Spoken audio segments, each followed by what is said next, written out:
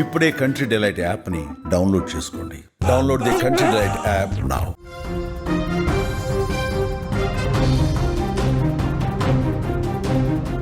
భారత వాయుసేన చరిత్రలో అత్యంత కీలకమైన అధ్యాయం ఈ రోజుతో ముగిసింది. సుమారు 6 దశాబ్దాల పాటు దేశ గగనతలాన్ని కాపాడుకుంటూ వచ్చిన దిగ్గజ యుద్ధ విమానం MiG-21కు ఈరోజు వీడ్కోలు పలికారు. 1963లో ఇండియన్ ఎయిర్ ఫోర్స్లో చేరిన ఈ సూపర్ సోనిక్ ఫైటర్ జెట్ అప్పటి నుంచి అనేక యుద్ధాలలో, ముఖ్యంగా 1971 ఇండో పాక్ యుద్ధంలో తిరుగులేని పాత్ర పోషించింది. శత్రువులకు సింహ స్వప్నంగా నిలిచిన ఈ విమానం 1999 కార్గిల్ పోరాటంలోనూ, 2019 బాలాకోట్ దాడుల తర్వాత కూడా తన సత్తాని ఈ ప్రపంచానికి చాటింది. 2175 కిలోమీటర్ల వేగంతో దూసుకెళ్లే సామర్థ్యం ఈ MiG-21 సొంతం. అయితే పెరుగుతున్న నిర్వహణ ఖర్చులు, భద్రతా కారణాల దృష్ట్యా దీనిని రిటైర్ చేస్తున్నట్టు ప్రకటించారు.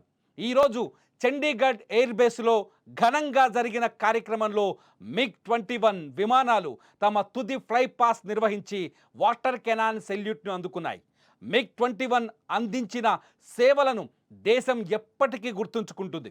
దీని స్థానంలో ఇప్పుడు తేజస్ విమానాలు ఆకాశ రక్షణ బాధ్యతలను భుజాన వేసుకోనున్నాయి.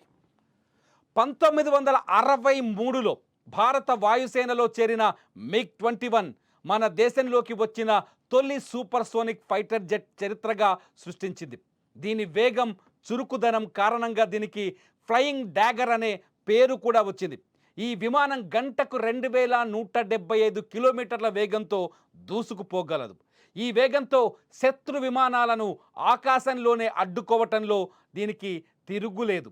మన దేశంలో సుమారు 870కి పైగా MiG-21 విమానాలను వినియోగించగా వాటిలో దాదాపు 600 విమానాలను హిందుస్థాన్ ఏరోనాటిక్స్ లిమిటెడ్ సంస్థ దేశీయంగా తయారు చేసింది.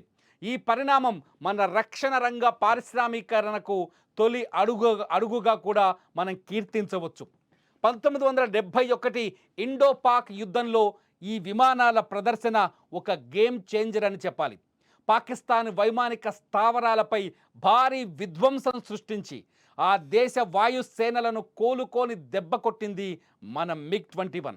ముఖ్యంగా తూర్పు పాకిస్తాన్లో, అంటే ప్రస్తుత బంగ్లాదేశ్, ఒక కీలక స్థావరంపై దాడి చేయటం వల్ల శత్రువులు లొంగిపోయేలా చేసింది. 1999 కార్గిల్ యుద్ధం సమయంలో కూడా ఈ MiG-21 బైసన్ వేరియంట్లు ఉపయోగించారు. ఎత్తైన పర్వత ప్రాంతాల్లోని శత్రు స్థావరాలపై ఖచ్చితమైన దాడులు చేయడంలో ఈ విమానాలు అత్యంత ప్రభావవంతంగా పనిచేశాయి. 2019 బాలాకోట్ దాడుల తర్వాత పాకిస్తాన్కు చెందిన అత్యాధునిక F-16 విమానాన్ని కూల్చివేసిన ఘనత కూడా MiG-21కే దక్కింది. ఈ ఘన విజయాలు MiG-21 పోరాట చరిత్రలో లిఖించదగినవి. ఇవి మన పైలట్లకు ధైర్యాన్ని, ఆత్మవిశ్వాసాన్ని అందిస్తాయి.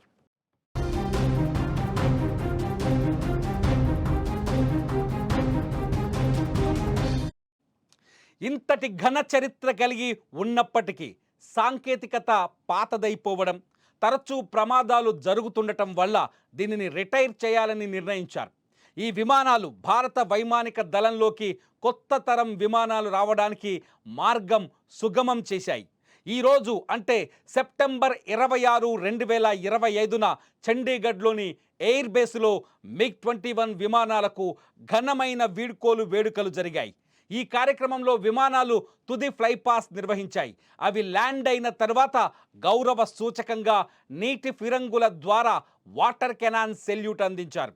ఈ వీడ్కోలు ఉత్సవానికి వాయుసేన ఉన్నతాధికారులు, మాజీ పైలట్లు హాజరై తమ ఆకాశ వీరుడికి సెల్యూట్ చేశారు. ఇకపై ఈ విమానాల స్థానంలో దేశీయంగా తయారైన తేజస్ మార్క్ 1A ఫైటర్ జెట్లు భారత గగనతలాన్ని కాపాడనున్నాయి.